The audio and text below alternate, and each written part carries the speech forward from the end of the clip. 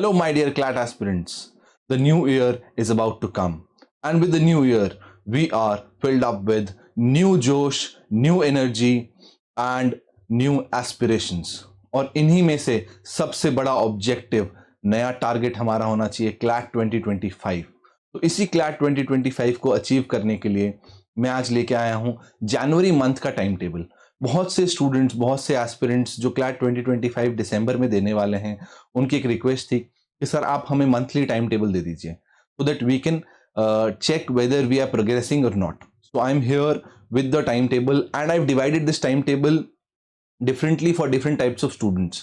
जो स्कूल जा रहे हैं, जो कोचिंग जा रहे हैं, जो नहीं जा रहे हैं, उनके लिए हमने अलग अलग कोशिश की है। तो आप और हम लॉ प्रेप ट्यूटोरियल मिल के क्लैट के लिए अपनी जर्नी शुरू करेंगे 1 जनवरी से। तो डिफरेंट टाइप्स ऑफ स्टूडेंट्स, मैंने जैसा आपको बताया कि 4 तरह के स्टूडेंट्स हैं। एक है कंप्लीट ड्रॉपर्स, जिन्होंने सोचा है कि इस बार हम प्रॉपर ड्रॉप लेंगे वापस से, जिन्होंने पिछले साल शायद क्लैट दिया था, शायद नहीं हो पाया उनका, या अच्छी कॉलेज, डिजायर्ड कॉलेज उनको लगता है उनको नहीं मिलने वाली है, तो उनके लिए एक स्ट्रैटेजी होगी ड्रॉपर्स विद कोचिंग। ऐसे ड्रॉपर्स जो कोचिंग जा रहे हैं अब ड्रॉप लेंगे, ठीक है।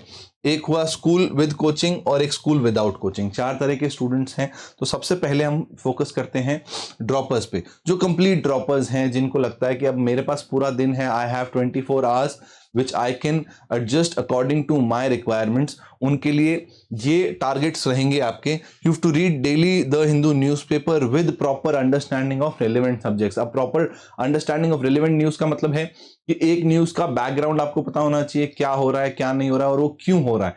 The major focus of everything should be on the region, ठीक है, आपको रीजन पता होना चाहिए।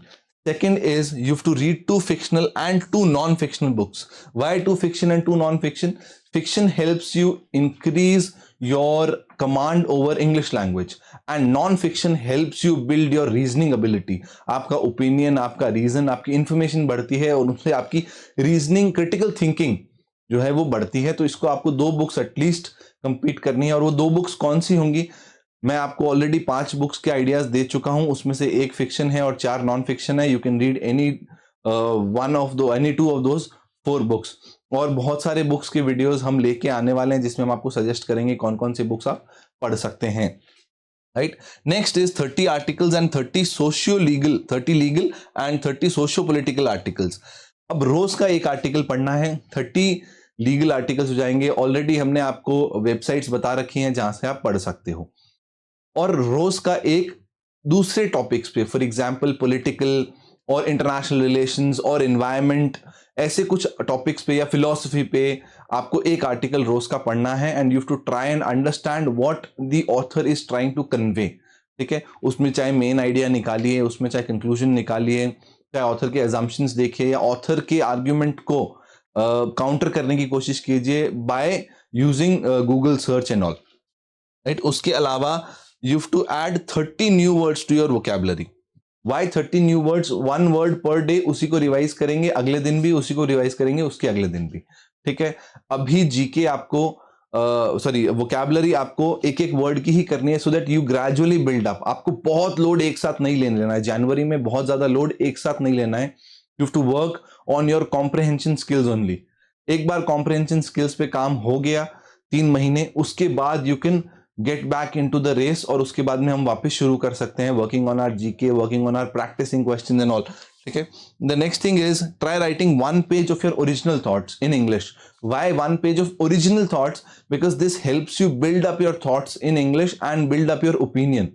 For example, if you feel something about, say, education policy of India, or if you feel something about your CLAT journey, जो आपने पिछले साल अगर CLAT दिया 12th के बाद में, तो 12th अगर आपकी होने वाली है, तो what are you thinking, what are your original thoughts, वो आपको पेन डाउन करने हैं।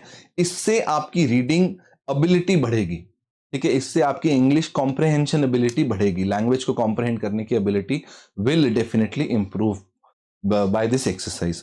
तो ये 4 चीजें करनी है आपको, ये 4-5 चीजें हैं जो आपको अभी करनी है इन month of January. This is not a time table for the entire year. Next month के टाइम टेबल में हम कुछ नया लेके आएंगे और उस हिसाब से इसको मोल्ड करेंगे, बट ये चीज आपको प्रॉपरली पूरी कर लेनी है इस महीने में। That is the only thing you have to do. तो ऐसा नहीं सोचना है बहुत ईजी है, बहुत ज्यादा है या ये वो। और उसके अलावा भी इफ यू गेट टाइम तो you should, in that case you will be working on the subject जो आपका क्लैट में पिछले साल रह गया या जो आपको लगता है वीक है, उस पर थोड़ा थोड़ा काम करना शुरू करेंगे। Same is with the droppers with coaching. ठीक है, आपके लिए सारी चीजें ऑलमोस्ट सेम है, एक चीज बढ़ जाती है, वो क्या है? Revise class notes daily. जो भी क्लास में हो रहा है, आप कोई भी कोचिंग में हो, ठीक है, इट डजेंट मैटर कि आप लॉ प्रेप से ही कोचिंग ले रहे हैं या किसी और से ले रहे हैं, जो भी कोचिंग इंस्टीट्यूट से ले रहे हैं, इंडिया में बहुत सारे कोचिंग इंस्टीट्यूट्स हैं, सब अच्छा ही पढ़ाने की कोशिश करते हैं।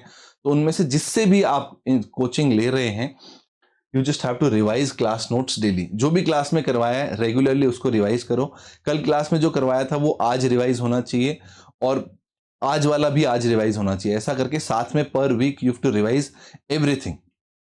Okay, now main problem is not with the droppers, the main problem is with the school going students. School going students को लगता है कि we have a lot of time, but अगर आप time adjust करो तो you have 6 to 2 PM आप school में दे देते हैं। उसके बाद में यू कम बैक होम, उसके बाद आप रेस्ट करते हैं, आपके एग्जाम्स भी हैं, बोर्ड्स भी हैं, ठीक है, किसी के बोर्ड्स हैं, किसी के 11th के एग्जाम्स हैं, बहुत सारी चीजें हैं जो चल रही है, तो you have to give time to that also. उसके अलावा अगर आप कोचिंग जा रहे हैं स्कूल के साथ में, तो आपको कोचिंग का टाइम भी एडजस्ट करना पड़ता है। ठीक है, तो उसी के हिसाब से हमने टाइम टेबल बनाया है। What you have to do is you have to read the Hindu regularly. ये तो सभी के लिए कॉमन है, चाहे आप कोचिंग जा रहे हैं, चाहे आप स्कूल जा रहे हैं, चाहे नहीं जा रहे हैं, whatever you are doing, you have to read the Hindu or any other newspaper, Indian Express. I recommend the Hindu or Indian Express. उसके अलावा कोई इंग्लिश न्यूज़पेपर अगर आप ले रहे हो तो it is up to you. इनको आपको प्रॉपरली पढ़ लेना है, बहुत अच्छे से पढ़ लेना है। अगर आपको नहीं समझ में आ रही है चीजें तो डेली लॉ प्रेप के चैनल पे, यूट्यूब चैनल पे फ्री क्लास होती है द हिंदू की, you can attend that class. उसमें आपको रौनक सर समझाएंगे कि द हिंदू कैसे पढ़ना है, द हिंदू में कौन सी न्यूज का बैकग्राउंड क्या है। He'll give you the entire GK perspective of every news, और एडिटोरियल्स भी वो समझाएंगे। तो ये तो सबको पढ़ना है। उसके अलावा you have to try and complete 1 fiction and 1 non fiction. अब ये टाइम हम कहां से निकालें? आप स्कूल में बस में जाते हैं तो इट टेक्स 1 आवर, ठीक है, और 45 मिनट्स वहां पे ये टाइम निकाल सकते हैं। ठीक है, कुछ क्लासेस के बीच में टाइम होता है, तो फिक्शन बहुत इंटरेस्टिंग होता है, तो आप एक बार पढ़ोगे तो you'll yourself try and find out some time, अपने आप निकाल लोगे आप टाइम। ठीक है, एक अर्ज अंदर से आएगी आपको टाइम निकालने की, अगर आप एक बार फिक्शन पढ़ना शुरू कर देते हैं। ठीक है, उसके अलावा you have Sundays, Saturdays and Sundays you can take an off on Saturday, और सैटरडे संडे 2 दिन आपके पास होते हैं तो आप पढ़ सकते हैं। उसके अलावा you have to read 10 legal articles and 10 other articles. और सिर्फ पढ़ना नहीं है, यू हैव टू अंडरस्टैंड। देखो आप अभी स्कूल में हो, ठीक है, मैच्योरिटी लेवल आपका ड्रॉपर्स से कम है, तो कोशिश आपको ये करनी है कि आपका मेच्योरिटी लेवल उस लेवल पे पहुंचे। वो कब पहुंचेगा? When you will try and understand the issue. Main part is understanding the issue. जो लीगल आर्टिकल आप पढ़ रहे हो या जो इंटरनेशनल इवेंट्स पे पढ़ रहे हो, हिस्ट्री पे पढ़ रहे हो, फिलोसफी पे पढ़ रहे हो, try and understand the main issue behind that article. That will help. And if you are also taking up some coaching, online classes or offline classes, you have to revise your coaching notes daily. जैसे ही class finish हुई, घर जाओ और अपने notes revise करो। This is what almost same, but हाँ, because you are school going without coaching, यहाँ पे दूसरे तरह के जो स्टूडेंट्स हैं without coaching, they can read 15 articles. ठीक है, इन द इंटायर मंथ 15-15 दो तरह के आर्टिकल्स हैं पूरे महीने में पढ़ने। तो आप ऐसा भी कर सकते हो, जैसे एक आर्टिकल में you will just have to give 15 to 20 minutes. ठीक है, तो आपके 2-3 घंटे यहां हो गए, 30-35 मिनट्स यहां हो गए, और अराउंड 30 to 45 मिनट्स यहां लगेंगे। तो in the entire day you have to give only से 5 आवर्स। ओके, 5 घंटे आपको देने हैं, और उसमें से 1-2 घंटे आपके बस में निकल जाएंगे। जो आप स्कूल बस में ट्रैवल कर रहे हो, गाड़ी में जा रहे हो, जैसा भी, you will get that time and you will have to take out that time because this is your choice, right? This is your choice to give CLAT along with class 12th, है ना?